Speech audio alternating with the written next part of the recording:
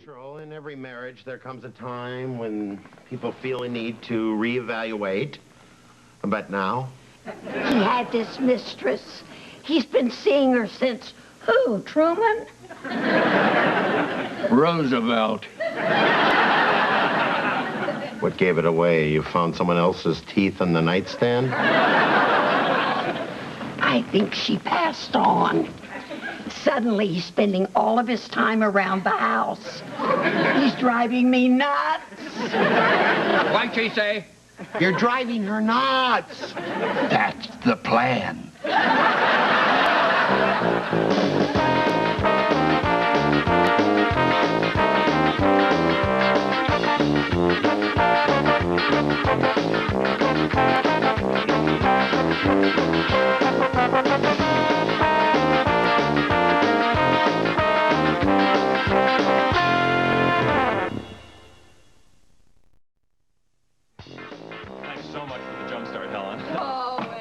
That'll be $20.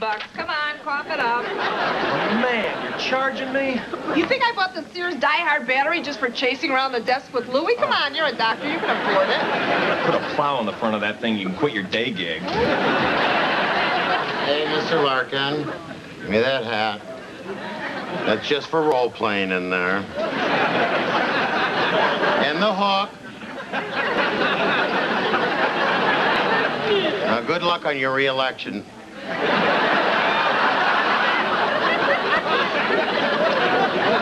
Why do I get all the crazies? Oh, yeah. Oh, by the way, Sandy called. She wants to get to the airport early, so you better move fast. Ha! That should be fun to watch. I don't know how I got roped into this. People are at their all-time sneakiest when they're trying to get a ride to the airport. Hey, Louie, what are you doing tomorrow?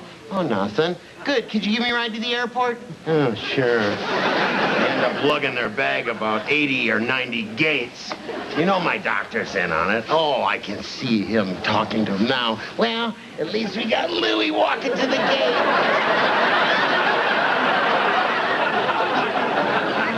Oh, yeah, Sandy told me to remind you not to tell Kurt anything about her trip. Oh, and that's how we play? Louie in the middle. That's the home version, folks, where the estranged husband lives with the therapist. I gotta get those guys back together. Dr. Longren? Dr. Longren, you remember after our last session, you told me whenever I felt the urge to just beat the crap out of some jerk, I should come see you first? Instead. See me instead of beating the crap out of Hey, Mr. Wells, if you're here, who's torturing people down at the DMV? I hired an assistant. Now, listen, Lundgren. This guy comes in to have his driver's license renewed, and I'm about to take his picture, because that's my damn job.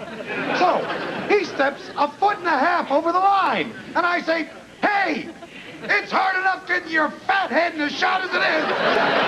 And then he gets all huffy, so I just... Mr. Wells, you did a good thing. I'm glad you came in. Just calm down. Unfortunately, though, right now I'm late for taking someone to the airport. Great! I know his address.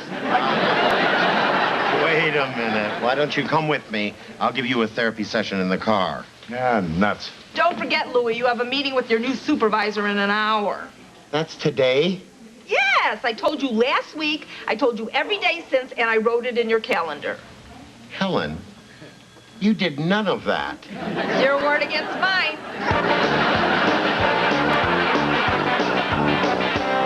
Don't let this pinhead in. Yeah, that's you, pal. Well, remember we talked about channeling your negative energy into a positive everyday task? You're right. That's what I'll do. Hey, no smoking in the car.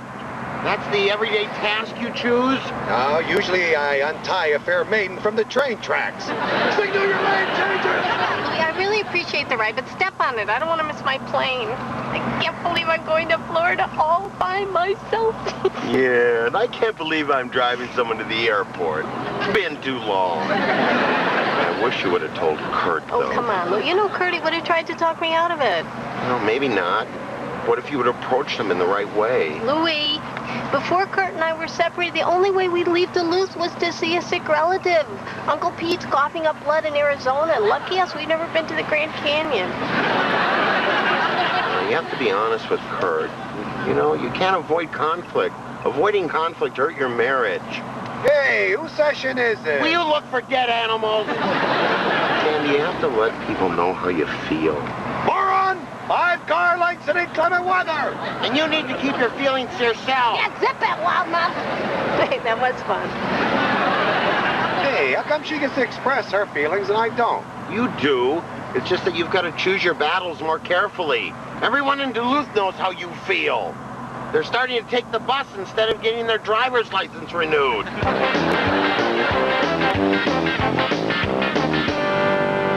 Oh, finally, here we are. Okay, Florida, here I come. Now, you guard the car. No smoking, no talk radio, and this Butterfinger here wedged between the seats is there for a reason.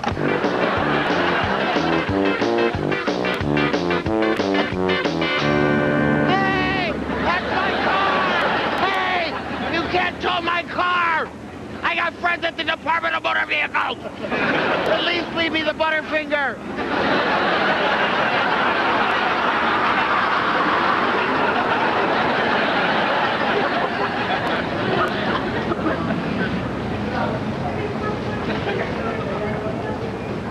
Didn't I, just a minute ago, ask you to watch my car?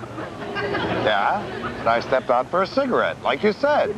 Now, which Louie am I supposed to listen to? Well, how could you let him tow my car? My supervisor's waiting for me. Look, you said I should pick my fights, so I figure, hell, it's not my car. Why should I pick this one? And you know, I feel pretty good. I'll be sure to note that in your file. I expected Dr. Lundgren in my office 17 minutes ago. Where is he? Dr. Lundgren works with the mysteries of the mind. He can't be bound by time or space. Yes, I've been reading all about Dr. Lundgren's somewhat unorthodox methods, like the agoraphobic's picnic. Yeah, that kind of backfired. But you know, the Rorschach Spinard party was a gas. Yes, I'd love to discuss all of this with him personally as planned, but I've already had to push my 520 to 540, which meant juggling my 545 to 605. After my 605, I have a 615 on Look, it. this is fascinating. But I know he'll be here any minute. He has to drop the patient back here anyway. Dr. Lundgren has a patient in his car. Oh, sure, he's giving him a session. The patient has a fear of driving. Well, maybe now he does. Actually, he had to drive a friend to the airport. Really? That's a serious violation of the HMO's insurance policy. If there were an accident and the patient would sue, this place would be out of business. Wiped out. I repeat, wiped out. Would you excuse me?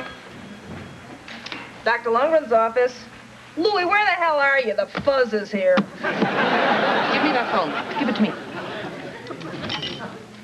Dr. Lundgren. Yes, this is your new supervisor, Dr. Hallenbeck. But Dr. Hollenbeck, I can explain. Okay, I'll shut up and listen. You know, when I lived in L.A., I used to take people from the airport to the impound lot all the time. See, there, if you're going on a long trip, it's easier just to pull right up to the curb and leave your car. Of course, they tow it, but it's kind of like a valet service. And it costs a lot less than long-term parking at the airport. Plus, you have the added security of having your car guarded by this really big dog. Gretchen, I'm being yelled at. Wow, I've never driven in the snow before. You can't see a thing. Your loopy roommate gets 10 points off for not pumping the brake. I can't do this without a brake on my side. Look Hi, that little school bus had its flashers on. It was a photo mat. Driving instructor flashbacks. Suspend me? What? How can you suspend me? Who cares? We're all gonna die anyway. Louie, maybe you should get off the phone. It's 47 cents a minute. I'm losing my job here. Well, all the more reason. My patients need me, Dr. Hollenbeck. But, hello? Oh, she suspended me. Oh, Louie, it's gonna be all right. It's like Mr. Wells said. You gotta go with it. Always steer in the direction of the skid. Otherwise, you'll just spin out of control and kill us all. Right, Mr. Wells? Well,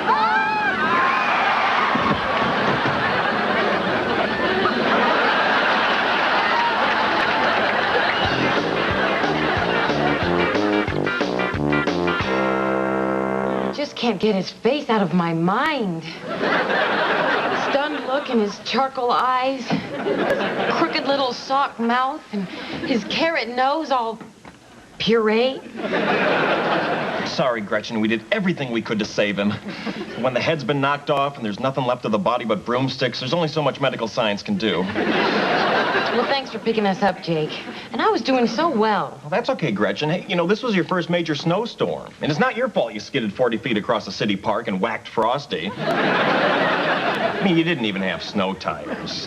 God, your nose is cute. Well, I just got off the line with Uber Lieutenant Hollenbeck. She won't change her mind. I'm out for the week. What about your patients? She's taking my caseload.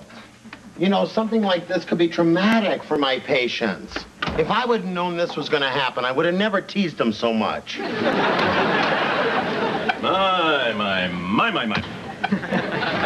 Well, I have had an interesting day. I doubt you could top mine. Yeah, I wouldn't be so sure. A few hours ago, a colleague of mine, Officer Wallbeck, gave me a ring and said he had just ticketed a vehicle belonging to one Louie Lundgren. The vehicle in question was allegedly parked illegally at the airport. Hey, that's you, Lou. Why, Lou? Why didn't you call your old buddy to pick you up, huh? Forgot your number. My number's 911. Then another funny thing happened. Went over to see Sandy, but guess what?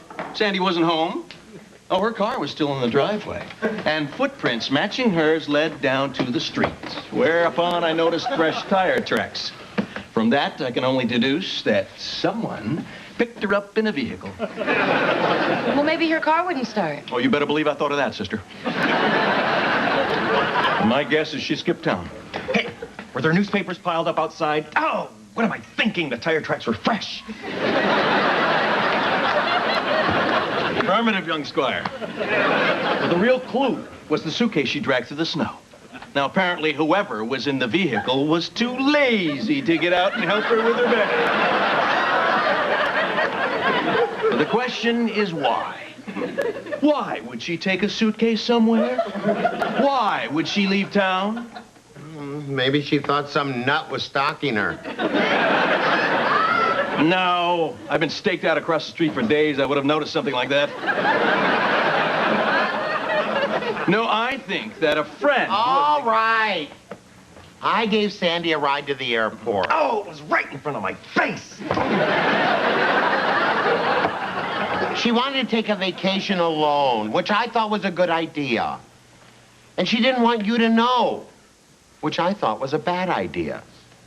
But I took her anyway. And I got into trouble. I got suspended from work for a week. Suspended? Oh, geez, Lou. Oh, I feel terrible for you. I still think my day was worse. Oh, Kurt, you're just mad because Sandy went on a trip by herself. She's right. Hey, you're good. I know. Sandy said, I want a vacation. And she just blew out of town just because she wanted to.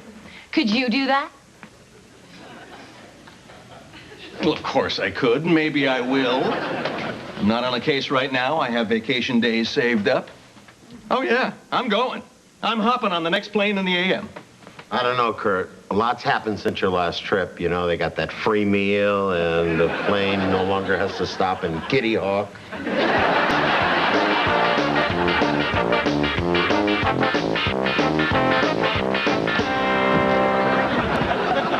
I am not looking forward to this. Come on, Louie. We've been over this 100 times. You can't take this suspension lying down. It isn't fair. Yeah, you know, you shrinks have it a lot worse than us surgeons do. There's a doctor up on the 4th floor accidentally took out some guy's kidney, and all they did was make him promise he wouldn't do it again. Well, he didn't have Hollenbeck for a supervisor. I bet when she was born, the villagers chased her family away with flaming sticks. You've got to relax. Oh, there's a huge hard knot at the top of your spine. That's my head. You're right. Come on. Here we go. All right. I'm ready to do this. She doesn't know who she's dealing with. Right. How do I look?